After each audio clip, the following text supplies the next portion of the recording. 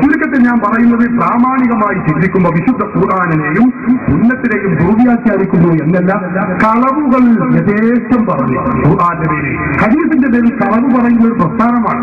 ഞാനിത് പറയുമ്പോൾ നിങ്ങൾ ആരും എന്നെ കുറിച്ച് തെറ്റിദ്ധരിക്കണ്ട.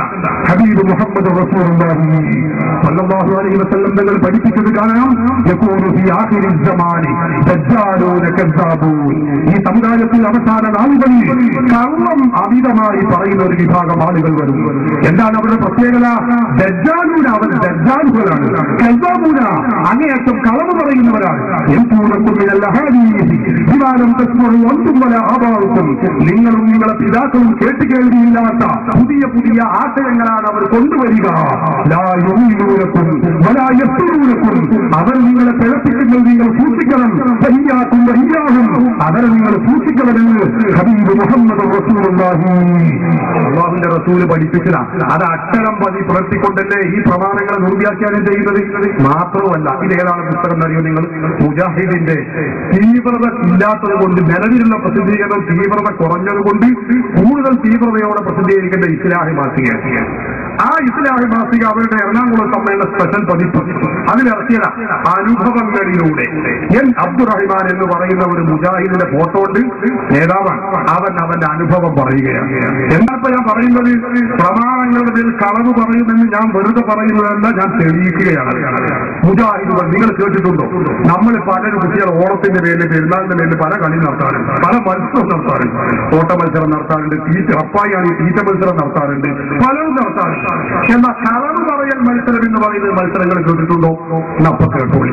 അത് യഥാർത്ഥത്തിൽ ഖുർആനും സുന്നത്തും മുറുകെ പിടിക്കുന്ന മുജാഹിദ് പാളയത്തിലാണ് നടന്നിട്ടുള്ളത് എന്ന കാര്യം നിങ്ങളെല്ലാവരും മനസ്സിൽ ഉറപ്പിച്ച് നാവ് കൊണ്ട് വ്യക്തമാക്കണമെന്ന് ഞാൻ ഈ സന്ദർഭത്തിൽ ഓർമ്മപ്പെടുത്തുകയാണ്. മുജാഹിദിന്റെ പത്രമാണ് എന്റെ കയ്യിൽ. അതിൽ പറയുന്നു അബ്ദുറഹിമാൻ വിശദമായി സജീവാംഗമായി അബ്ദുറഹിമാൻ ഇടത്തനാട്ട് വരെ തന്റെ അനുഭവങ്ങൾ വിവരിക്കുന്നു. വിശദമായി ഇങ്ങനെ പറഞ്ഞിട്ട് അദ്ദേഹം പറയുന്നു, ഞങ്ങളുടെ ക്യാമ്പുകളിൽ മുജാഹിദ് നേതാവാണ്, ഞങ്ങളുടെ മുജാഹിദ് ക്യാമ്പുകളിൽ നുണ പറയൽ മത്സരങ്ങൾ തന്നെ നടന്നിരുന്നു.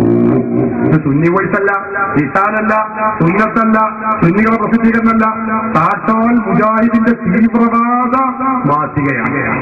ഞങ്ങളുടെ ക്യാമ്പുകളിൽ നുണ പറയൽ മത്സരങ്ങൾ തന്നെ നടന്നിരുന്നു. 1996 ഡിസംബറിൽ മേത്തയൂർ സ്കൂളിൽ അസ്ഗർ അലി മൗലവി, ടി വീരാമുട്ടി സുല്ലമി, അലി മൗലവി പത്തനാപുരം എന്നിവരുടെ നേതൃത്വത്തിൽ തെരഞ്ഞെടുക്കപ്പെട്ട 100ഓളം DC പ്രവർത്തകന്മാരുടെ രഹസ്യയോഗം നടന്നു. അതിൽ എടത്തരാറ്റുകര മഹലിൽ നിന്നും തെരഞ്ഞെടുക്കപ്പെട്ട 4-1 ഞാൻ. എങ്ങനെയുണ്ട്? നമ്മൾ ഈ യുവജനോത്സവം SSFന്റെ സാഹിത്യോത്സവം അത് സംസ്ഥാന തലത്തിൽ എത്തണമെങ്കിൽ ശാഖയിൽ തെരഞ്ഞെടുക്കാൻ നടക്കും. പിന്നെ പഞ്ചായത്ത്, ഡിവിഷൻ, ജില്ല, ഇങ്ങനെ പോയിട്ട് സ്റ്റേറ്റ് എത്തല്. അപ്പൊ സ്റ്റേറ്റ് ലെവലിലുള്ള നുണ പറയൽ മത്സരത്തിലേക്ക് തെരഞ്ഞെടുക്കപ്പെട്ട ആളായിരുന്നു ഇയാള്. അപ്പൊ ശാഖയിൽ ഒരു തെരഞ്ഞെടുപ്പ് നടന്നു, മത്സരം നടന്നു. പിന്നെ വേലക്കിനെ നുണ പറയൽ മത്സരം നടത്തി അവസാന സ്റ്റേറ്റിലെത്തിയ ആളാണ് ഇയാൾ. എന്നിട്ട് എന്ത് ചെയ്തു എന്നറിയോ നിങ്ങൾ? 4 പ്രസന്ന വേഷം, മിമിക്രി, കയറിൽ തൂങ്ങിയുള്ള കയറ്റം, നുണ പറയൽ മത്സരം മുതലായവ ആ ക്യാമ്പിൽ വെച്ചു നടന്നു. എങ്ങനെയുണ്ട്? നുണ പറയൽ മുജാഹിദ് ഖുർആനും സുന്നത്തും നിങ്ങൾ മൂക്കത്ത് വിരല് വെക്കണ്ട. അത് മുജാഹിദിന്റെ മാസികയാണ്. ആരും അന്തിച്ചിട്ട് കാര്യമില്ല. ഇവിടെ വന്നിട്ട് 40 വട്ടം മൈക്കടി വെച്ച സ്ക്രീനോട് വെക്കുക. എന്നിട്ട് കോറാച്ചി കൊച്ചു പറഞ്ഞിട്ട് 1000 വരെ ഓടിയാൽ ഒരു ഖുർആനിന് ഇറങ്ങി വരികയാണെന്ന് ആരും കരുതണ്ട. ഇത് ഹബീബായ റസൂലുള്ളാഹി സ്വല്ലല്ലാഹു അലൈഹി വസല്ലം പഠിപ്പിച്ച ആ നുണ പറയൽ പ്രസ്ഥാനമാണ്. കഴിഞ്ഞില്ല. അദ്ദേഹം പക്ഷെ പറയുന്നത് നുണ പറയൽ മത്സരം, അതുപോലെ പ്രസന്ന വേഷം, മിമിക്രി, ഇതൊക്കെ ഖുർആൻ സുന്നത്തും അനുസരിച്ചുള്ള ഓരോ മത്സരങ്ങളാണ്. മിമിക്രി, പ്രസന്ന വേഷം, അതുപോലെ നുണ പറയൽ മത്സരം. കഴിഞ്ഞില്ല. ഇല്ലയോ? കയറിൽ തൂങ്ങിയുള്ള കയറ്റം നമുക്ക് മനസ്സിലാവില്ല. ഞാൻ കുറെ ചിന്തിച്ചു. കയറിൽ തൂങ്ങിയിട്ടുള്ള ഇറക്കാനി ആത്മഹത്യ ചെയ്യാനാണെന്ന് കരുതാൻ. ഇത് കയറിൽ തൂങ്ങിയിട്ട് മേലക്ക് വല്ല വീടും ജനാവിനും ആയിരിക്കും എന്ന് എനിക്കറിയാൻ മനസ്സിലാവില്ല. അള്ളാഹു അങ്ങനെ കയറിയുള്ള കയറ്റം, നുണ പറയൽ മത്സരം മുതലായവ ആ ക്യാമ്പിൽ വെച്ച് നടന്നു. അത് ഇസ്ലാമികമാണോ, നമുക്ക് ചേർന്നതാണോ എന്ന ചോദ്യങ്ങൾക്ക് ആവശ്യമായി വരും എന്നാണ് അസ്ഗർ അലി മൗലവി മറുപടി പറഞ്ഞത്. പറഞ്ഞത്. എങ്ങനെയുണ്ട്? അത് ഇസ്ലാമിലാണോ നുണ പറയുന്നത്? അതൊക്കെ നമുക്ക് ഖുർആൻ സുന്നത്തിന്റെ അടിസ്ഥാനത്തിൽ ആവശ്യമായി വരും എന്നാ പറഞ്ഞത്. നോക്കണം നിങ്ങൾ. എന്നിട്ടോ ഏതായാലും അന്നത്തെ നുണ പറയൽ മത്സരത്തിൽ 1ാം സ്ഥാനം എനിക്കും 2ാം സ്ഥാനം പിരിച്ചുവിടപ്പെട്ട ISMന്റെ ഇന്നത്തെ സ്റ്റേറ്റ് ട്രഷറർ എന്നും ജലീൽ മാസ്റ്റർക്കുമാണ് ലഭിച്ചത്. എങ്ങനെയുണ്ട്? മുജാഹിദിന്റെ സംസ്ഥാന ട്രഷററായ നേതാവാകാനുള്ള യോഗ്യതയൊക്കെ നുണ പറയൽ മത്സരത്തിൽ 1ാം സ്ഥാനം നേടുക, 2ാം സ്ഥാനം നേടുക, 3ാം സ്ഥാനം നേടുക. എന്നിട്ട് അദ്ദേഹം പറയുന്നു, മത്സര വിജയി എന്ന നിലയ്ക്ക് 5 റെക്കോർഡ് സോപ്പ് പെട്ടികളും എനിക്ക് കിട്ടി. എങ്ങനെയുണ്ട്? നുണ പറയൽ മത്സരത്തിൽ ഫസ്റ്റ് കിട്ടിയത് കൊണ്ട് ആ പാപക്കറകൾ ഒന്നാലെ കഴുകിക്കളയാനായിട്ട് 5 റെക്കോർഡ് സോപ്പ് പെട്ടി കിട്ടിയില്ല. നോക്കണം നിങ്ങൾ. കഴിഞ്ഞില്ല. സ്വരം മാറ്റി ഫോണിലൂടെ സംസാരിച്ച് തെറ്റിദ്ധാരണയുണ്ടാക്കാൻ തക്ക ഭാഗത്തിൽ മിമിക്രി പരിശീലനവും നടന്നു. അതിനും എനിക്ക് സമ്മാനം കിട്ടിയിരുന്നു. ആ ക്യാമ്പിൽ CP ഉമർ സുല്ലമി ജിഹാദ് എന്ന വിഷയസംബന്ധമായി ക്ലാസ് എടുത്തിരുന്നു. അപ്പൊ CP ഉമർ സുല്ലമി എന്ന് പറഞ്ഞാൽ മുജാഹിദ് പണ്ഡിത സംഘടനയുടെ ഇന്നത്തെ സംസ്ഥാന പ്രസിഡന്റാണ്. ഈ മുജാഹിദുകൾ സംസ്ഥാന നേതാക്കളും അനുയായികളും കൂടി നടത്തുന്ന പരിപാടി. അപ്പൊ നുണ പറയാൻ അറിയോ നിങ്ങൾ? അപ്പൊ നുണ പറഞ്ഞിട്ട് ഏറ്റവും കൂടുതൽ സ്ഥാനം പോയിന്റ് നേടിയ ആൾക്ക് സമ്മാനം കൊടുക്കുക. എന്തിനാണത്?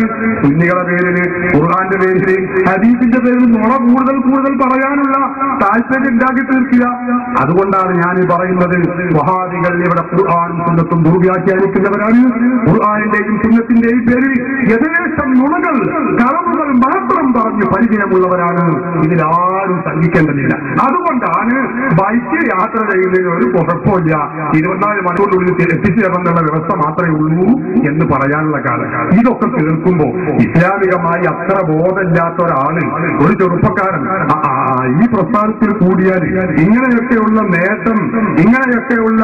നേട്ടമുണ്ടല്ലോ എന്ന് കരുതി ആരെങ്കിലും മുജാഹിദ് ആയാൽ പിന്നെ ചെറുപ്പക്കാരൻ മുജാഹിദിന് പോകുന്നുണ്ടോ എന്ന് പറഞ്ഞ് ആരും സംഘിക്കേണ്ടതില്ല. അല്ലെങ്കിൽ ആരെങ്കിലും ജമാഅത്തെ ഇസ്ലാമിലേക്ക് പോകുന്നുണ്ടല്ലോ എന്ന് പറഞ്ഞ് സംഘിക്കേണ്ട ഒരു കാര്യമില്ല. അതിലൊക്കെയുള്ള സുഖം ഈ ജാതി കുറെ പരമസുഖങ്ങൾ ലഭ്യമാവാണ്ട്. അതുകൊണ്ടാണ് ആളുകളൊക്കെ ചിലരെങ്കിലും തെറ്റിദ്ധരിച്ചു പോകുന്നത്. അപ്പൊ പ്രമാണങ്ങൾ നിങ്ങൾ വസ്തുനിഷ്ഠമായി മനസ്സിലാക്കി യഥാർത്ഥ അഹ്ലുൽ സുന്നത്തി വൽ ജമാഅത്തിലേക്ക് തിരിച്ചു വരാൻ രാജ്യത്തെ എല്ലാ വിഭാഗം ആളുകളും തയ്യാറാണ്.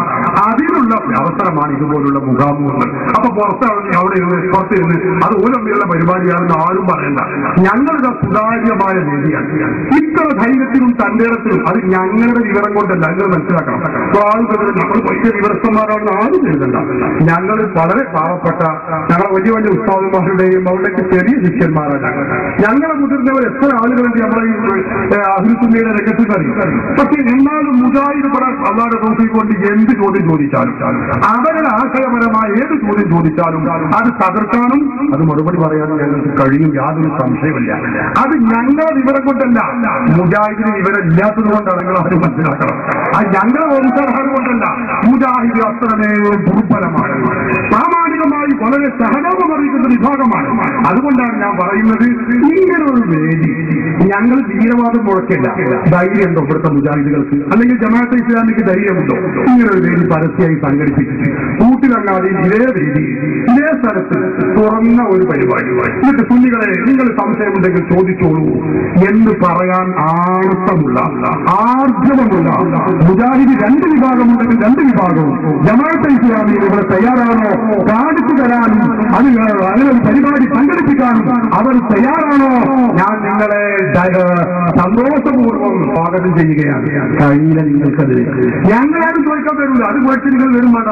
ബഷീർ സത്തോപ്പിയോ അല്ലെങ്കിൽ റഹീം സാഹിബ് ആള് പ്രൊഫസറാണെങ്കിലും എനിക്കറിയാം. ഞങ്ങൾക്ക് എല്ലാവർക്കും അറിയുന്ന കാര്യമാണ്. നിങ്ങൾ മുജാഹിദ് ജോലികളെ ചോദിച്ചവരെ മറുപടി പറയാൻ പടത്തോടെ നോക്കിക്കൊണ്ട് മുമ്പിൽ ഒറ്റയ്ക്ക് വരും. അത് യാതൊരു സംശയമില്ല. പക്ഷെ അപ്പോൾ റഹീം സാഹിബും വരില്ല. ഞങ്ങളുടെ ഈ പേരിലുള്ള ആരും വരില്ല. ഞങ്ങളെ കൂട്ടിലങ്ങാടി പഞ്ചായത്ത് SSFന്റെ പ്രവർത്തകർ SYSനെ ഉൾപ്പെടുത്തില്ല.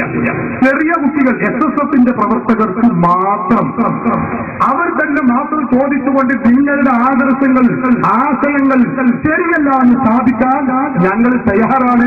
ഞങ്ങൾ അതിന് ഒരുക്കവുമാണ്. ധൈര്യമുണ്ടോ ഇവിടുത്തെ വഹാബികൾക്ക്? ധൈര്യമുണ്ടോ ഇവിടുത്തെ മൗദൂദികൾക്ക്? കഴിയില്ല.